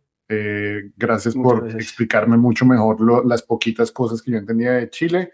Y Shamil, como siempre, muchísimas gracias por tu apoyo, el apoyo de todos, y pues los quiero mucho. Buen almuerzo, buen domingo, y nos vemos muy pronto en otro episodio de La Bodega Podcast. Gracias. Chao. Bye, gracias. Chao.